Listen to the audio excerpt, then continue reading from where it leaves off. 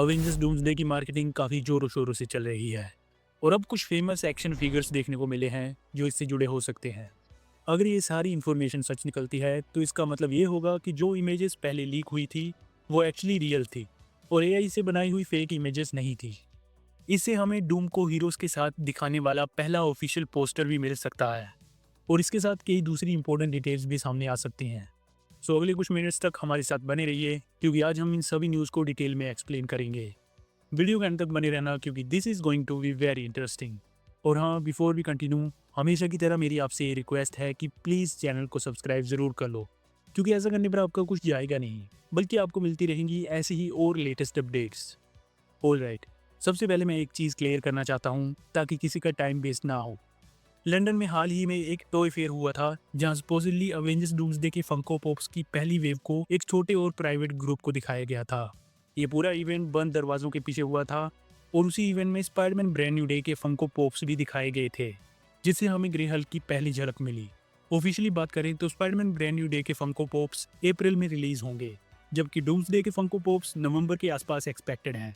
सो इसके बाद हुआ ये कि एक इमेज ऑनलाइन लीक हुई जिसमें कुछ कैरेक्टर्स को दिखाया गया था जो सुपोजली इस मूवी में नजर आएंगे। सो जब ये इमेज सामने आई तो सभी ने कहना शुरू कर दिया कि जो लीक्स पहले आए थे वो रियल थे, क्योंकि इसमें एक ऐसे रिटर्न की तरफ हिंट किया गया जिसकी उम्मीद बहुत लोग पहले से कर रहे थे। लेकिन जल्दी ही कई इनसाइडर्स सामने आए और उन्होंने कहा कि ये इमेज पूरी तरह फेक है। एक्चुअली क्विट BW नाम के अकाउंट ने प्राइवेट प्रेजेंटेशन में दिखाई गई एक्चुअल फंको पॉप्स की इमेज शेयर की।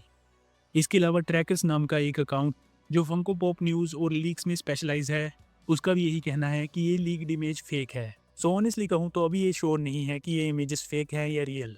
चांसेस ज़्यादा है कि ये फेक हो, लेकिन फिर भी एक पॉसिबिलिटी है कि ये रियल भी हो सकती है।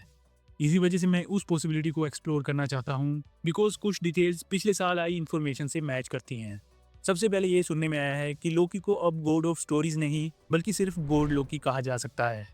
कुछ रूमर्स कहते हैं कि वो एक मल्टीवर्सल अवेंजर्स टीम बनाएगा, लेकिन पर्सनली मुझे ये अनलाइकली लगता है, क्योंकि लोकी इस समय यग्drasil के सेंटर में पूरे मल्टीवर्स को होल्ड करके बैठा है।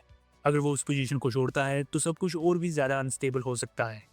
डूम का एक मेन गोल और शायद सबसे इम्पोर्टेंट गोल यही है कि लोकी को एलिमिनेट करना है, ताकि सारी रियलिटीज़ वल्नरेबल हो जाएं।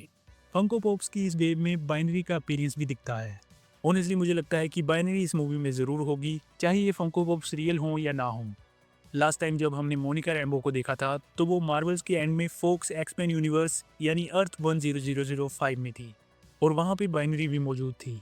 क्योंकि डूम्सडे का फोकस उस यूनिवर्स पर हैवी होने वाला है तो ये काफ़ी सेंस बनाता है कि मोनिका और बाइनरी दोनों अपीयर होंगी। भले ही इनका नाम चेयर अनाउंसमेंट में शामिल ना हो, लेकिन हम जानते हैं कि उस अनाउंसमेंट में फुल कास्ट कंफर्म नहीं हुई है। एक पॉसिबिलिटी ये हो सकती है कि उस रियलिटी में मरिया रैम्बो एक म्यूटेंट है और कमाला खान की तरह उस यूनिवर्स के ब्रेसलेट्स ने उसे पावर्स देने के बजाय उसकी म्यूटेशन को एक्टिवेट किया हो। अपार्ट फ्रॉम दिस, एक फंको बॉक्स में स्टीव रोजर्स भी दिखाई देता है। उसके बाल लंबे हैं और वो म्योलनिर पकड़े हुए है। सो ये लुक काफ़ी हद तक इन्फिनिटी वॉर जैसा है और यही चीज़ मुझे एक काफ़ी इंपॉर्टेंट थॉट की तरफ ले गई। डूम्सडे टीजर में स्टीव रोजर्स को एक अल्टरनेट रियलिटी में पैगी कार्टर के साथ रहते हुए दिखाया गया है, जहां वो अपने न्यू बॉर्न बच्चे की केयर कर रहा है। जहां दूसरे रूमर्स ये भी सजेस्ट करते हैं कि डूम शुरुआत में खुद को एक हीरो की तरह प्रेजेंट करेगा और स्टीव रोजर्स को अपनी टीम में रिक्रूट कर लेगा। एंड देन वो फैंटास्टिक फोर और अर्थ 616 तक जाएगा, जिससे हीरोज को लगेगा कि वो मल्टीवर्स में शांति बनाए रखने के लिए आया है, जबकि सीक्रेटली वो कंट्रोल लेने की प्लानिंग कर रहा होगा। हमें अभी नहीं पता कि इसमें से कौन सा वर्जन सही होगा, लेकिन अगर यूँ सच हैं तो स्टीव की सिचुएशन इन्फिनिटी वॉर जैसी ही होगी। अजीब बात यह है कि वो म्योलनिर कैरी कर रहा है। आई थिंक इसका मतलब ये हो सकता है कि स्टीव ने थोर का हैमर 2014 टाइमलाइन में वापस नहीं किया और उसे अपने पास रख लिया, और ये डिसीजन मल्टीवर्स को और भी ज़्यादा अनस्टेबल बना सकता है। सो विदाउट एनी रियलाइजेशन उसका ये एक्शन कई लोगों की मौत का रीज़न बन सकता है। जैसा कि मैंने शुरुआत में कहा था कि अगर फंको पॉप्स रियल हैं तो कुछ लीक्ड इमेजेस भी रियल हो सकती हैं। एग्जाम्पल के तौर पर हमारे पास कुछ इमेजेस हैं जिसमें Steve Rogers nomad style look में दिखता है। उसने ब्लैक शर्ट और एक जैकेट पहनी है। एक्चुअली मुझे लगता है कि ये इमेजेस रियल निकल सकती है, फंको पॉप लीक की वजह से नहीं बल्कि उसके बाद जो हुआ उसकी वजह से। पिछले साल दिसंबर 31 को रेडिट पर डूम्सडे फोटोशूट की इमेजेस शेयर की गई थी। इनमें स्टीव रोजर्स के साथ साथ कई दूसरे कैरेक्टर्स भी दिखे थे। उन्हीं इमेजेस में हमने जेम्स मार्सडेन के साइक्लोप्स को कॉमिक एक्यूरेट कॉस्ट्यूम में देखा था। उस समय काफ़ी लोगों को डाउट था, लेकिन जनवरी 6 को जब एक्समैन टीजर रिलीज हुआ तब हमने साइक्लोप्स को एग्जैक्टली उसी सूट में देखा। यहाँ तक कि मैग्नीटो के कॉस्ट्यूम में भी वही चेस्ट कट और वही हेयर स्टाइल दिखाई देता है जो टीजर में है। सो इससे मुझे लगता है कि वो इमेजेस रियल हो सकती हैं जिन्हें लोग एआई जनरेटेड मान रहे थे। उसी बैच की इमेजेस में हमने रॉबर्ट डाउनी जूनियर के डॉक्टर डूम को चेस खेलते हुए भी देखा, जहाँ चेस पीसेस हीरोज को रिप्रेजेंट कर रहे थे। ये आइडिया सुपर बोल के आसपास फर्स्ट ऑफिशियल पोस्टर रिलीज होने वाली थ्योरी से परफेक्टली मैच करता है। ये इमेज कॉमिक स्टोरीज को रेफरेंस कर सकती है, यहाँ डॉक्टर डूम वकांडा से वाइब्रेनियम चोरी करता है, जिससे कंट्री और पूरा वर्ल्ड डेंजर में पड़ जाता है। लीक्स के अकॉर्डिंग डॉक्टर डूम और फैंटास्टिक फोर का चोरी से अर्थ 616 पर मिलना दिखाया जाएगा। तो ये सरप्राइजिंग नहीं होगा अगर डूम वकांडा जाकर वाइब्रेनियम का इस्तेमाल अपने प्लान के लिए करे। वो अपनी आर्मर को अपग्रेड कर सकता है और ज़्यादा पावरफुल बन सकता है, या मे भी किसी तरह का डिवाइस बिल्ड कर सकता है। चीज़ों को और इंटरेस्टिंग बनाने के लिए कुछ दिन पहले एक और प्रमोशनल इमेज लीक हुई थी, जिसमें विक्टर वॉन डूम एक थ्रोन पर बैठा हुआ दिखता है। ये इमेज मूवी मार्केटिंग का हिस्सा लगती है और इसका artistic design style Marvel studios के पुराने कॉन्सेप्ट आर्ट जैसा है। ये इमेज भी उन फोटोशूट लीक से मैच करती है जहां रॉबर्ट डाउनी जूनियर रोब्स पहने हुए एक थ्रोन पर बैठे थे।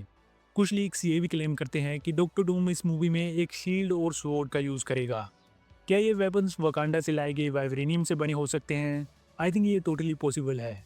जैसा कि मैंने कहा कि ये सब अभी स्पेकुलेशंस हैं, सो ऑफिशियल कंफर्मेशन आने तक हमें वेट करना पड़ेगा कि सच क्या है।